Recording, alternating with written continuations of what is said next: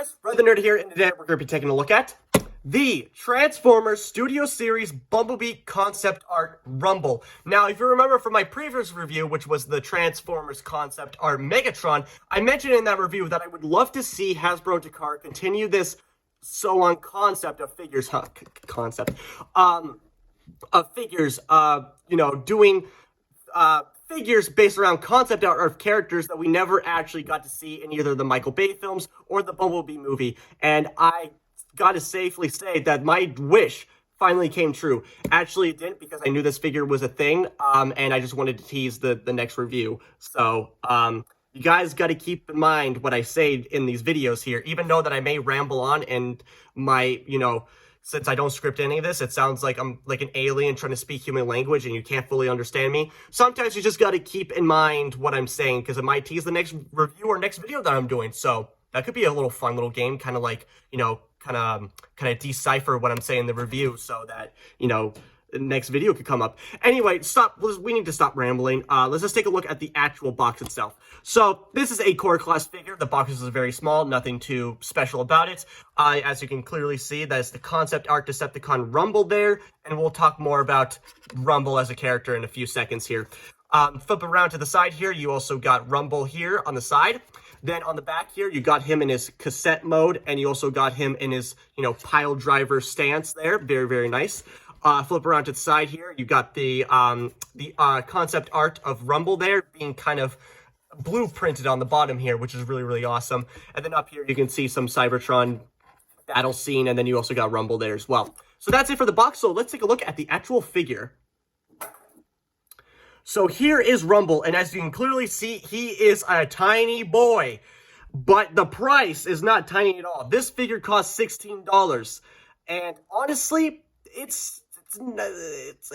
really depends if you think that this figure is worth the price of admission here. Personally for me, I'm only doing this because I just really like Rumble and Frenzy. I think they're one of the coolest looking Decepticons that we have in Transformers history. And also because I really want to get the Studio Series Soundwave to complete, my set of, because I already have Ravage and now I have Rumble. So I really, really just want to, kind of complete that whole mini-con with Soundwave's minions. So that's what I really wanted to do here. But anyway, taking a look at the actual figure himself. Very, very nice. I really do like the mechanical detail everywhere. I really do like the paint job as well. I really do love the silver bits here, but I wish that could have been used a little bit more, especially on the back here with these kind of exhaust pipes or cannons, I'm guessing, on the back here, or the head here, or just kind of even down here in general at the tip of the pile drivers there. I wish there was a little bit more silver kind of detail going on there to give it a little bit more oomph. But other than that, I really do think that this looks exactly like Rumble. But I'm pretty sure that somebody is going to correct me and say that this is Frenzy. You're wrong, because the TF Wiki says so, and also because it just takes common sense to know, because you just got to watch the show, and, you got to look at the boxes of the figures, and it tells you the name. Okay, the reason why I'm getting so kind of, out of breath and heated about this is because Rumble and Frenzy are kind of, they're cool and everything, but they have a very unique kind of, disagreement among the Transformer fan base. People can't decide who the hell is which. Is this one Frenzy or is the red one Rumble? Nobody can freaking decide there. They even came up with two terms, literally Frib and Fribida. Like, those are the terms that says freaking Rumble is blue and Frenzy is red, or you got Rumble is red and Frenzy is blue. And what's even worse is if you go on the TF Wiki, you scroll down, there's literally a chart dedicated to color variations of Rumble and Frenzy throughout the Transformer years. That would be from TV shows, to comic books, to video games, to toy lines. Literally everything that these guys are in, they have different color variations, and people can't decide what the hell these guys are supposed to be colored.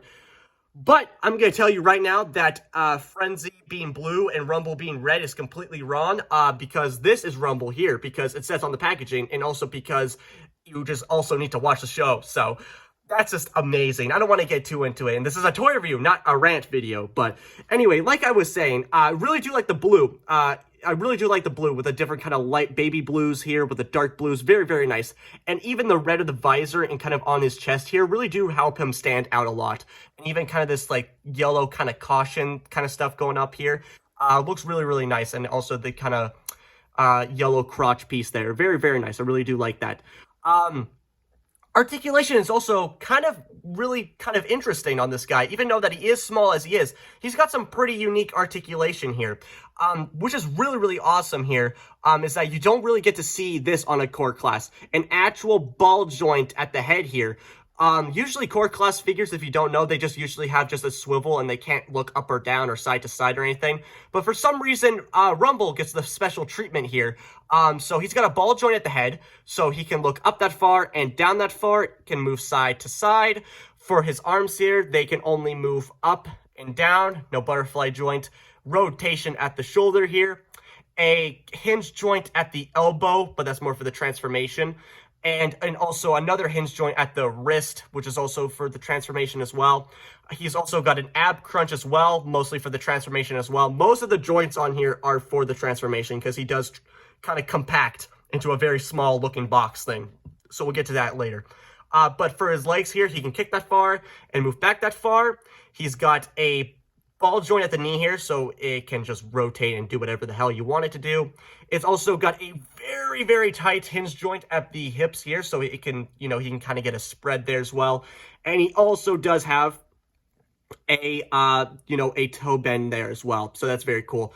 And these help him get him into that pile driver mode that I mentioned before on the back of the box there.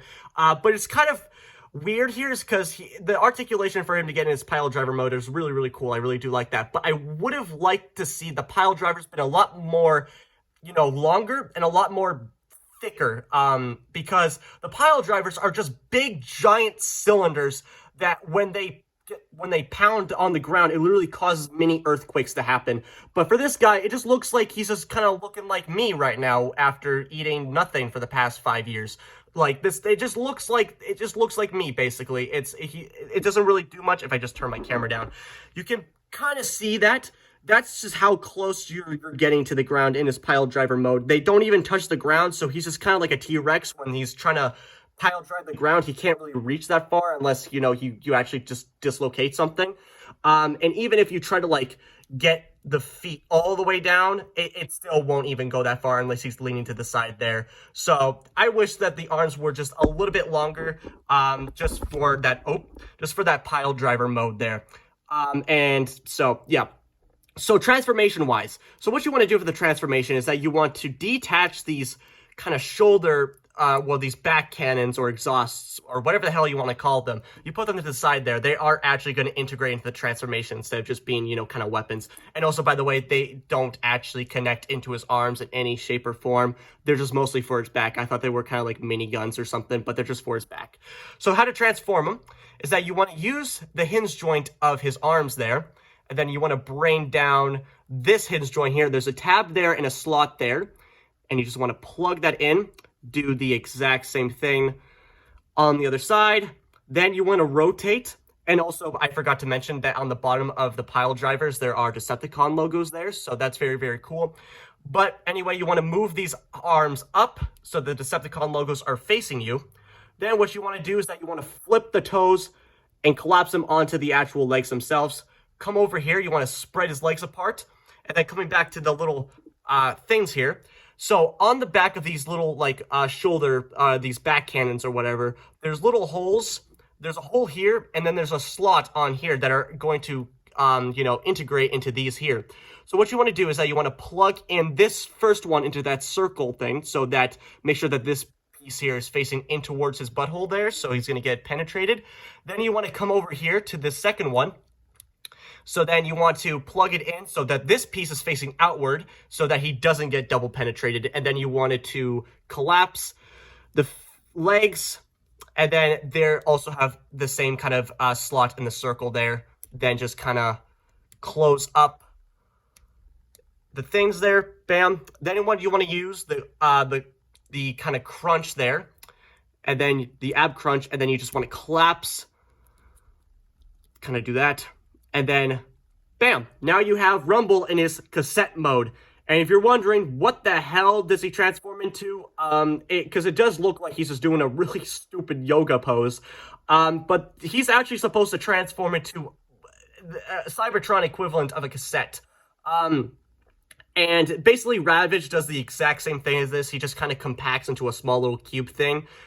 And since I don't have the Studio Series Soundwave, I can't actually show you how he actually fits into his chest there.